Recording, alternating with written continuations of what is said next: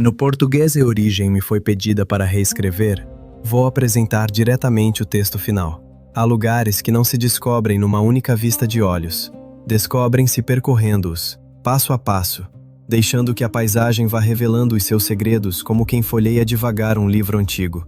E se há uma rota que exige esse ritmo paciente, essa entrega, é a que atravessa o Afeganistão, no coração da Ásia Central, essa terra onde impérios nasceram e se apagaram, moldada, acima de tudo, pela força bruta da sua geografia.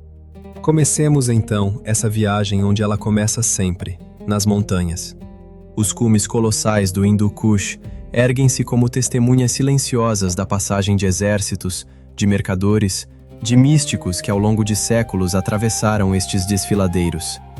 É uma paisagem de montanhas formidáveis e desertos queimados pelo sol, uma fortaleza natural que há milênios serve de grande encruzilhada das civilizações. Durante séculos, o nome deste país tem sido sussurrado junto com histórias da Rota da Seda, de reinos antigos, da luta incessante pelo domínio destas terras. Mas quem olha o Afeganistão apenas através da lente da história, perde o essencial, o seu coração vivo, que pulsa ainda hoje. Para além da grandiosidade do passado e da beleza áspera do terreno, existe uma história mais silenciosa, mais profunda, não a dos conquistadores nos livros, mas a que se desenrola nos ritmos cotidianos da sua gente. É a história de uma resiliência forjada na adversidade, de comunidades unidas por uma fé inabalável, de uma ligação profunda e permanente a uma terra ancestral. É essa vida de todos os dias que nos propomos agora atravessar, aldeia após aldeia, cidade após cidade. A nossa rota começa antes do amanhecer, no momento em que o silêncio da noite ainda cobre tudo. É então que o adã ecoa a partir da mesquita local, não um alarme, mas um chamamento espiritual suave, que assinala a passagem da quietude nocturna para a azáfama do dia. Depois da primeira oração, o Fajr, o país desperta lentamente. Em cidades como Cabul ou Mazar-e-Sharif, o ar da manhã enche-se rapidamente do aroma do naan acabado de sair do forno. Esse pão achatado que é a base de qualquer refeição. Em pequenas padarias familiares, os padeiros colam com gestos precisos a massa esticada às paredes escaldantes do tandoor, o forno de barro tradicional, produzindo centenas de pães que serão levados para casa, ainda quentes, para o pequeno almoço. É um cheiro que fica na memória de quem passa por essas ruas ao alvorecer, e talvez também na sua, se algum dia acordou numa terra estranha, ao som e ao aroma de um forno a trabalhar antes do sol nascer. Se seguirmos a estrada para fora das cidades, até vales como o Panjshir, encontramos outro despertar. Aqui, o dia começa com os sons da vida rural. O mugido do gado, o balido das ovelhas, os primeiros cuidados com a terra. A rotina matinal obedece às necessidades dos animais e dos campos. A água é muitas vezes recolhida numa fonte comunitária ou num poço escavado à mão, tarefa que cabe habitualmente às mulheres e às crianças da casa. E antes do trabalho físico do dia, há sempre um momento reservado ao primeiro copo de chai, o chá. Um instante breve de contemplação silenciosa, quase sagrado na sua simplicidade. Continuemos a viagem até ao coração de qualquer lar afegão, porque é ali, atrás dos muros do pátio, que se compreende verdadeiramente esta sociedade.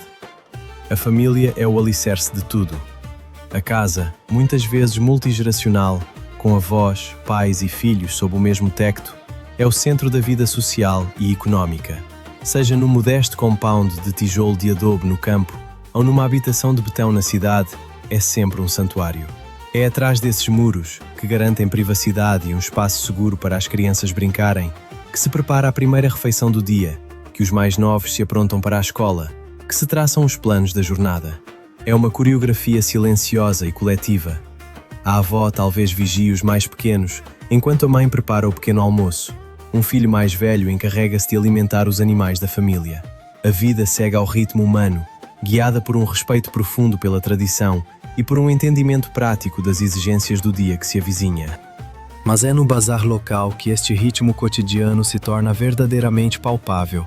E é para lá que a nossa rota nos leva agora, porque nenhuma viagem por este país estaria completa sem atravessar o coração pulsante de uma cidade ou vila afegã. O bazar é muito mais do que um mercado. é o sistema nervoso central da comunidade. Um espaço de comércio, de convívio, de troca de notícias. Camponeses chegados dos arredores trazem os seus produtos. Montes de tomates brilhantes, sacos de batatas, cestos de fruta da época, com os rostos marcados pelo sol, para vender diretamente aos moradores da cidade. Pequenos comerciantes, que muitas vezes herdaram o ofício dos pais e dos avós, presidem as suas bancas com um orgulho discreto, vendendo de tudo, desde têxteis e calçado a utensílios domésticos e eletrônica. O ar é denso de aromas entrelaçados. O cheiro terroso do cominho e do coentro, o doce perfume do pão a cozer, o toque acre do couro curtido. E os sons não param. O tinir rítmico do martelo do ferreiro, os gritos persuasivos dos vendedores, o murmúrio de incontáveis conversas, o tilintar das chávenas de chá vindo de uma chaicana próxima, a casa de chá. Essas casas de chá são instituições sociais vitais, sobretudo para os homens, onde se fecham negócios, se trocam notícias, se cultivam amizades ao longo de intermináveis copos de chá verde ou preto. Numa sociedade tão unida, o anonimato quase não existe. Cada transação é pessoal, precedida quase sempre de perguntas sobre a família, sobre a saúde. Os vizinhos encontram-se, os amigos reencontram-se, e os laços que sustentam a comunidade reafirmam-se a cada gesto. Essa interdependência ganha forma concreta na tradição do rachar, o trabalho comunitário. Se uma família precisa de construir uma casa nova, reparar uma vala de irrigação ou recolher a colheita, a aldeia inteira se junta para ajudar, sem esperar qualquer pagamento. É um contrato social não escrito, a compreensão profundamente enraizada de que o bem-estar de cada um está intimamente ligado ao bem-estar de todos. É curioso pensar como, em tantos lugares do mundo, incluindo aqui em Portugal, essa noção de entreajuda vizinhal já foi tão viva nas aldeias do interior, e perguntamo-nos, ao ver isto, se não a deixamos esvair-se depressa demais. Prossigamos agora a nossa rota através da identidade deste povo, porque a tradição afegã é tecida por fios invisíveis que atravessam toda a nação. O país é um rico mosaico de grupos étnicos, cada um com a sua língua, os seus costumes, a sua história. Os pashtunes, tradicionalmente pastores, concentrados no sul e no leste, mantêm uma forte estrutura tribal, regida por um código de conduta conhecido como Pashtunwali. Os tajiques, na sua maioria falantes de persa, vivem no norte e no oeste, com uma longa tradição de vida urbana, associados a cidades de imenso patrimônio cultural como Herat. Os hazaras, de ascendência centro-asiática, habitam as terras altas montanhosas do centro do país, com uma história e uma cultura próprias e distintas. No norte, os uzbeques e os turcomanos mantêm fortes laços culturais e linguísticos com os seus homólogos da Ásia Central. Esta diversidade é a fonte da identidade complexa e vibrante desta nação. E, no entanto, atravessando todos estes grupos, existe um conjunto de valores comuns que unifica o tecido cultural. As tradições islâmicas são centrais na vida cotidiana, orientando a conduta moral, os rituais diários, o ritmo do ano marcado por festividades como o Eid al-Fitr e o Eid al-Adha. A hospitalidade é um dever sagrado, uma pedra angular da cultura. O conceito de melmastia, o acolhimento do hóspede, é uma obrigação social profunda. Um viajante que chega a uma aldeia, mesmo um completo desconhecido, será recebido por uma família local, terá o melhor quarto da casa, a melhor comida que a família possa oferecer e será protegido como se fosse um dos seus. Recusar essa hospitalidade seria considerado um grave insulto. E perguntamo-nos, ao imaginar isto, se seríamos capazes de abrir assim a nossa porta a um estranho, sem hesitar, ou se a desconfiança, tantas vezes justificada pelos tempos que vivemos, já nos ensinou a fechá-la primeiro. O respeito pelos mais velhos é outro pilar fundamental. A sabedoria e a experiência das gerações anteriores são profundamente valorizadas. Quando um idoso entra numa sala, os mais novos levantam-se. São servidos primeiro às refeições. A sua opinião é procurada em todos os assuntos importantes, familiares ou comunitários. A estrutura familiar é patriarcal, com o homem mais velho a chefiar o lar. Mas são as mulheres mais idosas, sobretudo as avós, que exercem uma influência determinante na esfera doméstica. Esta reverência pelo passado e pelos antepassados confere um poderoso sentido de continuidade, de pertença, ancorando cada indivíduo numa linhagem longa e orgulhosa. E essa herança expressa-se também na arte, sobretudo na poesia. Os versos dos grandes poetas de língua persa, como Rumi, nascido em Balkh, ainda hoje são recitados e guardados como tesouro. A música tradicional, centrada em instrumentos como o rubab de cordas e ofícios como a arte minuciosa da tecelagem de tapetes, são outras tantas provas de um legado cultural profundo e duradouro.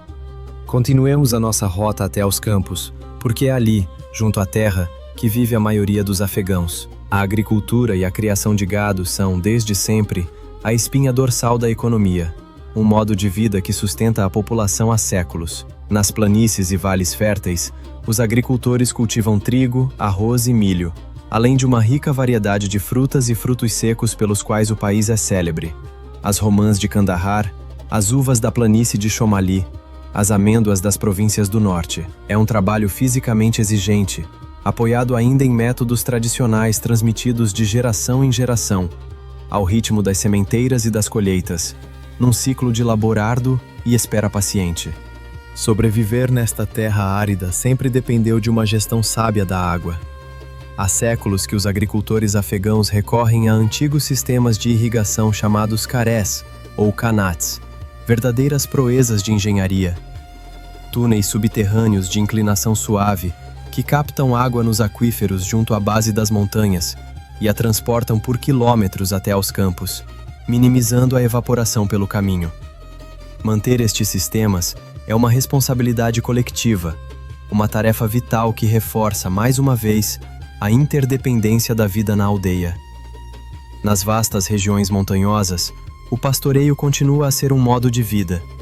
Comunidades nômadas e seminômadas, como os Kutis, deslocam-se com os seus rebanhos de ovelhas e cabras, seguindo rotas de migração ancestrais em busca de pastagens, um testemunho notável de adaptação a um ambiente exigente.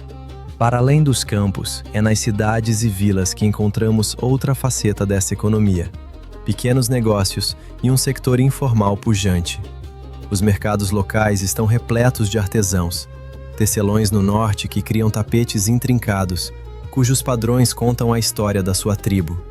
Os oleiros de Herat, que produzem os brilhantes azulejos azuis que adornam as mesquitas da cidade.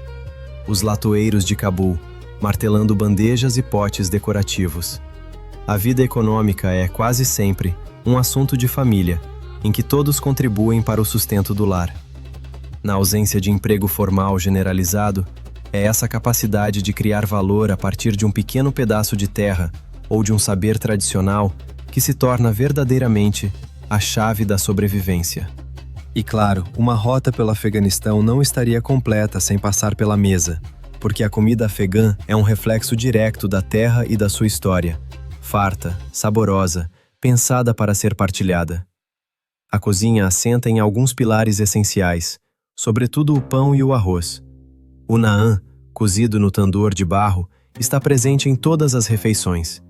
É mais do que alimento, é também o utensílio com que se recolhem os guisados e outros pratos. O arroz é o coração das refeições festivas e das cotidianas por igual. Pratos como o kabuli palau, um pilaf perfumado com cordeiro tenro, cenoura e passas, são considerados o prato nacional, símbolo de hospitalidade e de arte culinária. Outros favoritos incluem os pastéis recheados com ervas verdes da primavera, sabores que acompanham as estações, do calor intenso e seco do verão à luz dourada e nítida da colheita outonal. A vida rural afegã vive em estreita harmonia com estes ritmos da natureza. Agricultores e pastores possuem um conhecimento íntimo da terra, uma sabedoria ecológica transmitida de geração em geração. Sabem ler o tempo nas nuvens, sabem onde encontrar as melhores pastagens, sabem gerir esse recurso precioso que é a água. Esta ligação profunda à terra alimenta um forte sentido de pertença e de identidade. Para muitos afegãos, a sua aldeia, o seu vale, a sua terra ancestral são o centro do mundo, uma geografia sagrada que guarda as histórias da sua família e do seu povo. A terra não é apenas um recurso a explorar, é uma herança, um legado confiado pelos antepassados que tem de ser preservado para as gerações futuras. A vida decorre, em grande parte, ao ar livre, sob um céu vasto e aberto, numa paisagem de beleza rude, indomada, de tirar o fôlego. Retomemos agora a estrada, literalmente, porque apesar do seu terreno acidentado e do seu caráter profundamente tradicional, o Afeganistão é um país em movimento, ligando-se, devagar e de forma desigual, ao mundo moderno. Uma rede de estradas, algumas recentemente pavimentadas, liga as principais cidades, servindo de artérias vitais para o comércio e as deslocações. A imagem de um autocarro pintado com cores vivas ou de um táxi partilhado apinhado de passageiros é uma constante na paisagem, símbolo do movimento incessante de pessoas em busca de trabalho, a caminho de visitar a família ou à procura de serviços. Uma viagem num desses autocarros é um microcosmo da sociedade afegã, uma experiência coletiva em que os passageiros partilham comida e conversa, a música toca alta e o veículo para com frequência para orações, para refeições, em postos de controle de segurança. São viagens longas, por vezes árduas, mas são também a linha vital que liga as partes mais distantes do país. Nas regiões mais remotas e montanhosas, porém, as infraestruturas continuam limitadas.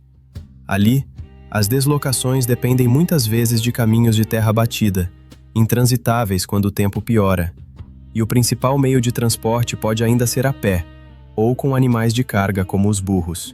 Este contraste marcado entre os centros urbanos em desenvolvimento e as áreas rurais isoladas é uma das características definidoras do Afeganistão contemporâneo.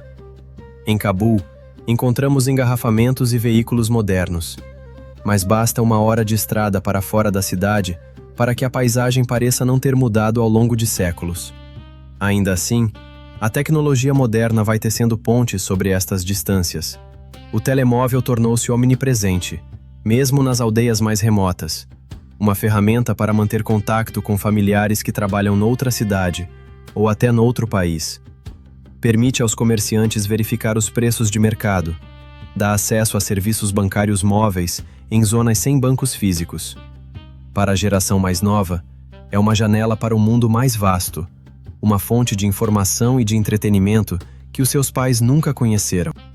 Esta modernização gradual é um processo complexo, trazendo tanto oportunidades como desafios, à medida que uma nova geração procura o seu caminho entre os costumes antigos e os novos tempos. E é justamente sobre essa nova geração que a nossa rota nos leva a deter-nos agora, porque os jovens afegãos, que constituem uma larga parte da população, vivem um equilíbrio delicado entre honrar a tradição e aspirar a um futuro diferente. O acesso à educação continua a ser um dos maiores desafios do país e, ao mesmo tempo, a maior fonte de esperança. Nas cidades, escolas e universidades funcionam, oferecendo oportunidades para que os rapazes, e quando possível, também as raparigas, adquiram conhecimento e competências. As salas de aula são muitas vezes simples, por vezes sem a tecnologia mais recente, ou até sem material básico, mas repletas de uma vontade genuína de aprender. O professor, o ustad, é uma figura de grande respeito. Para muitos, a educação é vista como a chave para uma vida melhor, uma forma de reconstruir o seu país e de participar num mundo globalizado. Mas o caminho não é fácil. Em muitas zonas rurais e mais conservadoras, o acesso à escola é limitado, sobretudo para as raparigas. As aspirações da geração mais jovem entram, com frequência, em tensão com as expectativas dos mais velhos e com as restrições da própria sociedade. Um jovem pode estudar informática na Universidade de Cabul e, ainda assim, regressar a uma casa tradicional onde as grandes decisões da vida, como a escolha de um cônjuge, cabem à família. Vivem, por assim dizer, com um pé no século XXI e outro num mundo de tradição milenar. E, no fundo, não aspiram a abandonar a sua cultura, mas a encontrar uma forma de integrar novos conhecimentos e novas oportunidades dentro dela, de ajudar as suas famílias e comunidades de maneiras novas. É uma história de resiliência e de esperança, à medida que procuram forjar uma identidade que seja, ao mesmo tempo, orgulhosamente afegã e aberta às possibilidades do mundo moderno. Talvez muitos, ao ouvir isto, se revejam nesse mesmo dilema silencioso entre o que os pais esperam de nós e o caminho que sonhamos trilhar sozinhos. Se seguirmos esta rota até ao entardecer, notamos como o ritmo do dia e da noite marca uma mudança nítida no compasso da vida afegã. As horas de luz são para o trabalho, para o comércio, para a atividade no espaço público. Ruas e bazares fervilham de energia, reflexo de uma sociedade erguida sobre o trabalho árduo e o convívio social.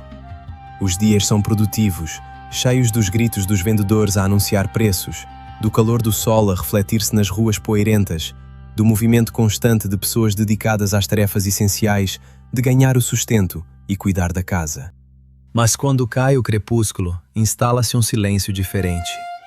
A vida volta-se para dentro, afasta-se dos espaços públicos e regressa ao refúgio do lar. As noites são tempo de família. Depois da última oração do dia, as famílias reúnem-se para partilhar a refeição, para conversar, para beber chá. Os bairros aquietam-se, os ruídos do trânsito e do comércio dão lugar ao murmúrio de conversas vindas de dentro dos pátios murados. A vida social torna-se simples e íntima. Visitar parentes, partilhar histórias, ou simplesmente saborear a paz da noite. Os avós contam, por vezes, contos populares tradicionais às crianças. Algum membro da família recita poesia. É neste recolhimento nocturno, nesses momentos silenciosos partilhados com quem se ama, sob um céu repleto de estrelas, que os laços familiares se fortalecem e o espírito se renova, pronto para as exigências de um novo dia.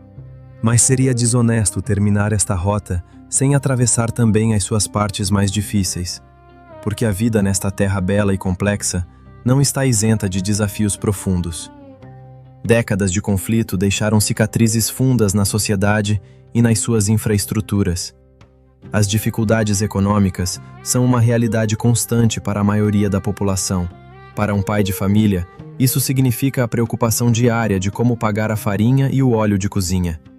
Para um jovem, significa oportunidades de trabalho limitadas, mesmo com formação acadêmica. O acesso a serviços básicos, como saúde, água potável e eletricidade fiável, continua a ser um desafio considerável. Para uma mãe numa aldeia rural, isso pode significar caminhar quilômetros todos os dias até uma fonte de água limpa. A paisagem, por toda a sua beleza, pode ser implacável, com invernos rigorosos, secas e a ameaça constante de desastres naturais como terremotos e inundações. A situação de segurança projeta uma sombra longa sobre o cotidiano, condicionando cada plano, cada decisão. Para os afegãos comuns, estas não são questões abstractas, são as realidades práticas do dia a dia, que exigem imensa paciência, coragem e resiliência. E, no entanto, é precisamente perante estes desafios que se revela, com mais clareza, a força do caráter afegão, na capacidade de encontrar momentos de alegria, de celebrar um casamento com música e dança, de acolher um recém-nascido com esperança, de manter uma fé profunda mesmo diante da incerteza. A luta para sustentar a família, para educar os filhos, para construir uma vida em paz, é em si mesma um testemunho da força inquebrantável do espírito humano. E talvez seja aqui, neste ponto da viagem, que vale a pena perguntarmos-nos: quanto da nossa própria força, enquanto povo, enquanto famílias, nasceu também de tempos difíceis que hoje preferimos esquecer? A nossa rota chega agora ao fim, mas o Afeganistão continua a ser, sobretudo, um estudo de contrastes, entre um passado repleto de glória e de tumulto e um futuro ainda por escrever, entre os ritmos intemporais da vida rural e o ritmo acelerado da mudança nas cidades, entre uma dificuldade imensa e uma capacidade de resiliência ainda maior. É um lugar que o mundo, muitas vezes, insiste em definir através de uma lente estreita, mas a sua realidade é infinitamente mais rica, mais humana, mais complexa. Aqui, para lá das manchetes e das narrativas geopolíticas, existe uma nação de pessoas comuns, empenhadas nesse projeto universal que é construir uma vida, criar uma família, procurar sentido para a existência. Aqui, a vida mede-se pela força da família, pelo calor da hospitalidade, pela dignidade silenciosa do trabalho cotidiano, pelo poder duradouro da fé. As montanhas permanecem como testemunhas silenciosas desta longa história, e as luzes que se acendem ao entardecer nos vales, são símbolos de uma esperança que nada consegue apagar. É um testemunho vivo de que, mesmo à sombra de grandes montanhas e de grandes desafios, o espírito humano continua, à sua maneira silenciosa e inabalável, a resistir, a esperar e a construir uma vida. E chegados ao fim deste caminho, talvez a pergunta que fique conosco não seja sobre o Afeganistão, mas sobre nós próprios. Será que teríamos essa mesma paciência, essa mesma fé silenciosa, para continuar a construir, dia após dia, mesmo quando tudo parece contra nós?